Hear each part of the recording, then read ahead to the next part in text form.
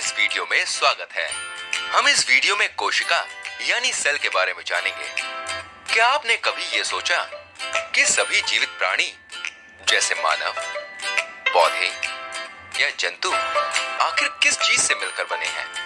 बताइए, चलिए देखते हैं। इन सभी जीवित प्राणी को जूम करके देखें तो आपको बहुत सारे ऐसे छोटे छोटे प्रकोष्ठ मिलेंगे। इन प्रकोष्ठों को ही कोशिका यानी सेल कहा जाता है। यानी सभी जीवित प्राणी इन्हीं बहुत सारी छोटी छोटी कोशिकाओं से मिलकर बना होता है। कोशिका ही वो सबसे छोटी इकाई है जिससे सभी जीवित प्राणी बने हैं।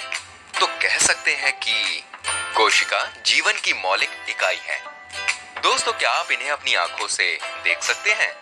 सोचो, नहीं, ये कोशिकाएं इतनी छोटी होती हैं कि इनको खुली आंखों से तो देख नहीं सकते। अगर आप इनको देखना चाहते हैं तो अपने विद्यालय की जीव विज्ञान लैबोरेटरी में सूक्ष्मदर्शी यानी माइक्रोस्कोप से देख सकते हैं। अब आपके मन में सवाल आ रहा होगा कि जिस कोशिका को देख पाना इतना मुश्किल है, जिसको सिर्फ सूक्ष्मदर्शी से ही देखा जा सकता है, तो इसके बारे में पता लगाना कितना मुश्किल रहा होगा। सोचो, जी हाँ, 1590s में वैज्ञानिक ज़ेकराइस जेन्सेन ने पहला वास्तविक यौगिक सूक्ष्मदर्शी यानी माइक्रोस्कोप का आविष्कार किया था। फिर 1665 में रॉबर्ट हुक नाम के एक महान जीव वैज्ञानिक ने इस माइक्रोस्कोप का यूज किया और किसी पेड़ की छाल यानी बार्क को सूक्ष्मदर्शी में देखा। उन्होंने पाया कि इस पेड़ की छाल में अनेक छोटे छोटे प्रकोष्ठ थे जिनकी संरचना मधुमक्खी के छत्ते जैसे प्रतीत होती थी। उन्होंने इन प्रकोष्ठों को कोशिका यानी सेल कहा। सेल एक लैटिन शब्द है जिसका अर्थ होता है छोटा कमरा या कंपार्टमेंट। तो इस तरह से कोशिका की खोज हुई और रॉबर्ट हुक ने कोशिका के बारे में बताया। इसके बाद और रिसर्च हुई तो पता चला कि सभी जीवित प्राणी कोशिकाओं से मिलकर बने होते हैं। कोशिका जीवन की मौलिक इकाई है। सभी कोशिकाएं पहले उपस्थित कोशिकाओं से आती हैं, यानी पहले उपस्थित कोशिका विभाजित होती है और दो नई कोशिकाओं का निर्माण करती हैं। यही स्टेटमेंट्स कोशिका सिद्धांत कहलाए जाते हैं। अब दोस्तों, ये बताओ, क्या सभी जीवित प्राणी एक जैसी कोशिका से बने होते हैं या अलग अलग? जी हाँ, सही सोचा। सभी जीवित प्राणी एक जैसे दिखते ही नहीं है, तो एक जैसी कोशिका से कैसे बने हो सकते हैं, है ना? यही नहीं, कोई भी बहुकोशीय प्राणी जैसे मानव में भी कई तरह की कोशिकाएं पाई जाती हैं। जैसे मांसपेशी कोशिका, इसकी कुछ इस तरह की बनावट होती है। और जैसे रुधिर कोशिकाएं, अस्थि कोशिकाएं, शुक्राणु और तंत्रिका कोशिकाएं कुछ इस तरह की होती हैं।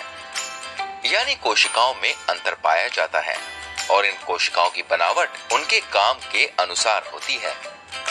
और अगर छोटी कोशिकाओं में आकार देखें तो कुछ कोशिकाएं बहुत ही छोटी होती हैं जिनको आंखों से देख भी नहीं सकते, जैसे कि बैक्टीरिया, जिसका आकार लगभग 0.1 से 0.5 माइक्रोन होता है।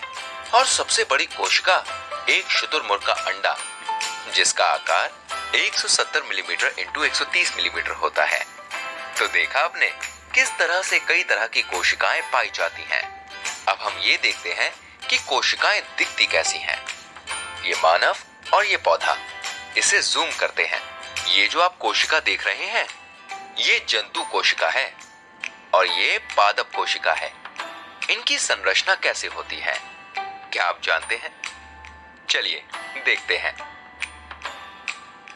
कोशिका संरचना, ये पादप कोशिका है। इसकी बाहर की परत को कोशिका भित्ति यानी कि सेल वॉल कहते हैं और ये केवल पादप कोशिकाओं में ही पाई जाती है। ये जंतु कोशिका में नहीं पाई जाती है। इसके बाद आप जंतु कोशिका में परत देख रहे हैं। इसे कोशिका झिल्ली या प्लाज्मा झिल्ली या आप सेल मेम्ब्रेन और प्लाज्मा मेम्ब्रेन भी कहते हैं। ये परत दोनों पादप और जंतु कोशिकाओं में पाई जाती है। इसके बाद आप एक गोलाकार चीज देख रहे हैं। इसे केंद्रक यानी न्यूक्लियस कहते हैं। केंद्रक और प्लाज्मा झिल्ली के बीच जो एक क्षेत्र है, इसे कोशिका द्रव्य यानी साइटोप्लाज्म कहते हैं। कोशिका में बहुत महत्वपूर्ण भाग होते हैं जो एक परत से घिरे रहते हैं, जिन्हें कोशिकांग यानी सेल ऑर्गेनेल कहते हैं। ये कोशिकांग कोशिका द्रव्य में तैरते रहते हैं। इन कोशिकांगों का अपना अपना महत्वपूर्ण काम होता है। चलिए देखते हैं। इस अंतर्द्रव्यीय जालिका यानी एंडोप्लाज्मिक रेटिकुलम ईआर में कहीं कहीं पे काले रंग का डॉट है। इन्हें राइबोसोम्स कहते हैं। जिस अंतर्द्रव्यीय जालिका पे राइबोसोम होते हैं उसे खुरदरी अंतर्द्रव्यीय जालिका यानी रफ एंडोप्लाज्मिक रेटिकुलम आरईआर कहते हैं, और जिस पे राइबोसोम नहीं होते उन्हें चिकनी अंतर्द्रव्यीय जालिका यानी स्मूथ एंडोप्लाज्मिक रेटिकुलम एसईआर कहते हैं। इसके बाद ये गोल्जी उपकरण यानी गोल्जी एपरेटस है, और ये लाइसोसोम्स है। अब ये माइटोकॉन्ड्रिया है। इसके बाद पादप कोशिका में ये प्लास्टिड है। ये कोशिका अंग सिर्फ पादप कोशिका में ही पाया जाता है। और अब ये रस्थानिया यानी वैक्यूल्स हैं, जो पादप कोशिका में तो बहुत बड़ी और जंतु कोशिका में बहुत छोटी होती है। तो दोस्तों ये कोशिका की संरचना है। सारांश, कोशिका जीवन की मौलिक इकाई होती है। कोशिका के बारे में रॉबर्ट हुक ने 1665 में बताया। सभी जीवित प्राणियों में अलग अलग तरह की कोशिकाएं पाई जाती हैं। एक कोशिका विभाजित होकर दो नई कोशिका का निर्माण करती है। कोशिका को विभिन्न कोशिकांगों जैसे केंद्रक, मिटोकॉन्ड्रिया, राइबोसोम, लाइबोसोम आदि होते हैं। अब हम कोशिका आवरण और परासरण के बारे में जानेंगे।